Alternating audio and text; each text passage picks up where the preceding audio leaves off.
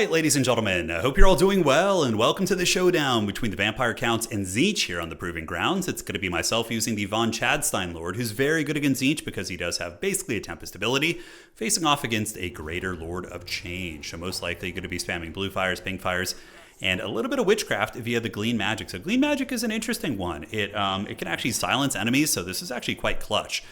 For example, if you see like a big scary potential for an AoE coming up, you can counter their spell. It's like having a counter spell in Total War, which is quite neat. And of course, it can drain winds of magic from people. It's very, very fun. So he's going to be there with the pink fire to clear out my chaff and the Glean Magic to drain my magic. So for my army, it's going to be very wide. We got zombies and skeletons, each of which is going to be backed up by a Graveguard, more or less. Graveguard trade pretty well into Tzeentch. A little bit vulnerable against like flamers and things like that, but Tzeentch doesn't really have like an armor-piercing monstrous infantry that can bully them super hard, so they have to rely on their shooting and magic. So it's going to be Sternsman here. We do have a corpse cart, double white kings with the scabs grace to cut through some of the light armor of the gremlins and cryptors here. And on the outside, it's going to be another unit of cryptors and skeleton spearmen. Now, on a more open map, I'd be more nervous about the cryptors, but this map does have a lot of trees and foliage and different places to hide, so I felt a little bit more confident here. For my opponent's army, going to be using Marauder Horsemen, and you never want to leave home without Marauder Horsemen against the Vampire Counts. Good against Cryptors, and these ones especially, they do fire damage and magic damage, so ethereal units, regenerating units, Mortis Engine, all these things are going to be very vulnerable from the Marauder Horsemen of Tzeentch. Front lines are going to be blues, back lines are going to be pinks, so standard kind of Tzeentchian archer line, and that is going to be it. First column is going to be flamers here, so certainly going to be very tough to bring those bad boys down. So fast forwarding as we do gather up, and I am going to be moving the Shambling Dead out towards Objective 1. They should be able to get that. Granted, my opponent does have a unit of Marauders here, but the Sternsmen should be able to handle them pretty easily, but it's going to take a long time. My opponent here going to be doing the classic thing that everybody does against Vampire Counts, which is just hard stuffing you back. And the Flamers are here. It's time to cook, boys. Let's barbecue as my skeletons do get roasted there. And the Lord of Change is going to be flying overhead. So there's 350 gold in the trash as my skeleton spearmen get, literally trash can. But that's the Vampire Counts experience. On the approach, you're typically going to have a bad time. But once you close that distance, start rubbing your meat together a little bit, things can figure themselves out. So we're going to be going for it. Von Carstein Lord diving in. Cryptors going for an aggressive dive here. And the Shrieking Skyray. So I do see these Screamers coming in, and I do end up popping the von Carstein Storm of the Night ability, which does decent damage, and sending in the Fellbats to attack them. So Fellbats will trade pretty well, since these Screamers are good against mostly big targets, and I know I really need to shut down the shooting here. Back in the middle, same old business. It's going to be zombies and various undead units, and of course the White Kings grinding down the various blue horrors here, but not before they kill a lot of zombies. So that one's going to hurt pretty good. On the outside, using zombies and Sternsman to screen out the Marauders has allowed me to get Objective 1. So we are going to be on the board as my opponent breaches the 291 point mark here. This objective, we do get Cryptors reinforcing, which are very good against these various, lightly armored demons, but they're very weak against shooting, so you need to balance that out. So my main goal here is to take down the Flamers of Tzeentch. I know that they're a huge problem, so we are sending direwolves and bats and all sorts of different things after them. Here, the Fellbats, as well as the Cryptors, actually fighting against the Shrieking Skyrays relatively effectively, but the Doggos get a beautiful attack here, and they are able to rip apart those Flamers of Tzeentch, so that was a big play. If I hadn't been able to get them, I felt like I would kind of be in a very precarious position because most of my elements that I was using to shut down or dive through his infantry were getting roasted, so I'm going to definitely need to keep those offline. Dire Pack being called in, providing a little bit of doggo support. Of course, they're anti-large, but they're still doggos, and you can use them against most things. In the middle, though, Orange Pest getting some beautiful shooting as pinks are just roasting into my units here, and you can see a fair amount of crumbling on the zombies, and the Cryptors are doing well enough, but they're going to be very vulnerable against this hybrid shooting here from the Marauder Horsemen, which feels bad. Does fire damage, and not only makes them weak to fire also with 10%, so they're going to be up to like 32% fire weakness, and that's just a big damage multiplier on these guys as they continue throwing their spears in there.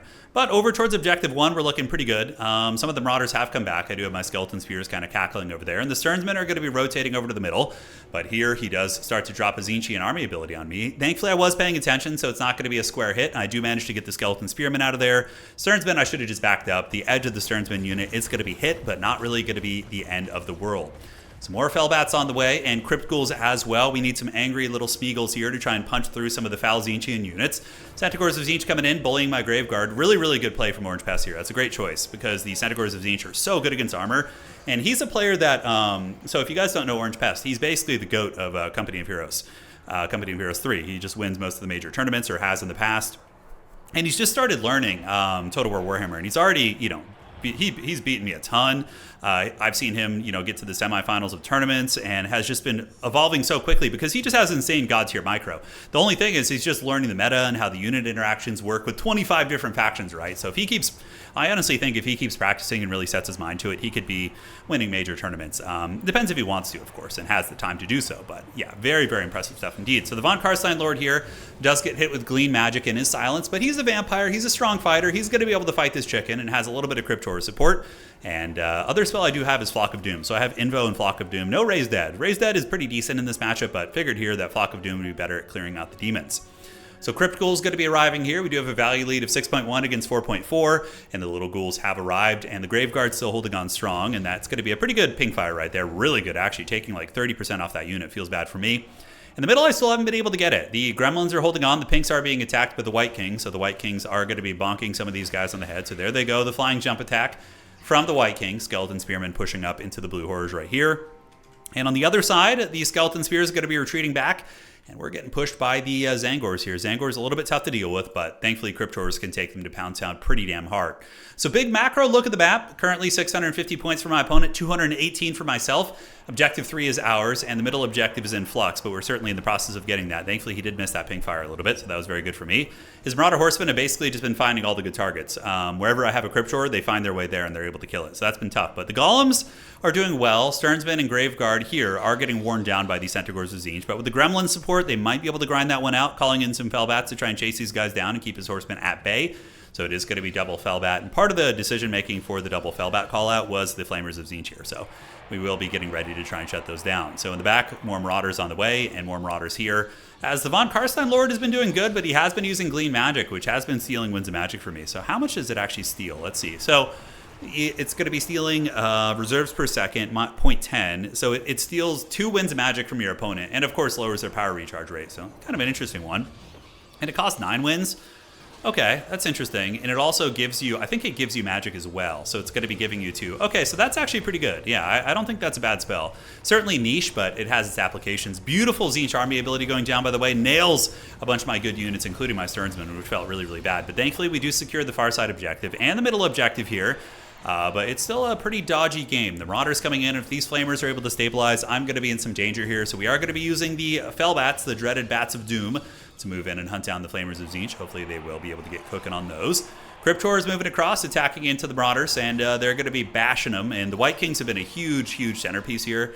Their Silver Shields, their Scab Scrape, their ability against lightly armored infantry, which is basically what he's been spamming, have been super, super good. So Big Chicken battling it out with the Von Carstein Lord again. It's been a bit of an even duel between those two. The Lords of Change are really good fighters. They're quite resilient here. Arcane Surge activated. So I'm going to be giving them some magic and recharge and whatnot. And here, the Flamers of Tzeentch do get hunted, and I do get a big Flock of Doom on him, which is going to be great. It hits the Flamers of Tzeentch, also hits the Marauder Horsemen, and we're going to continue diving. I know I just need to keep those things at bay, and now it's time for the big hitters. So Vargheist, I think, are one of the best units on the Vampire Count roster in Domination mode.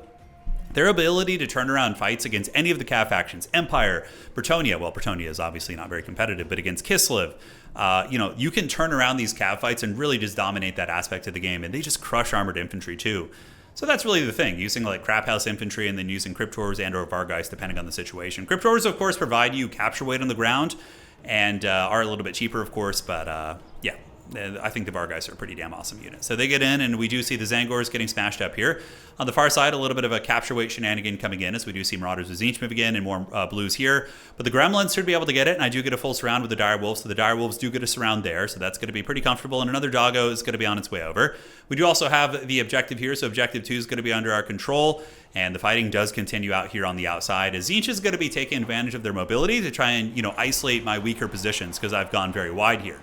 So flamethrower shots hurt pretty bad. Going to be trying to get the Vargheist away. So those bad boys are getting cooked pretty good. And he actually flanks me with the Centaurs of Tzeentch. Really nice flank. Trapping in my poor Cryptors here and just getting me absolutely cooked. So this was making me sweat bullets. I was kind of like, is this his comeback? Is this when he's going to kill 2,000 gold worth of my units and I'm going to get very little return? Don't trust this damage value bar. It does have some merit, but for the most part, there's so many things it doesn't track properly. So really, really take that with a huge grain of salt. Centaurs do get a little bit fickle on the leadership, though. Remember, there are a lot of skeleton spearmen here kind of poking them. and I do manage to get away with 10 of the 16 Vargeist, or it looks like actually 4 of them are still trapped here.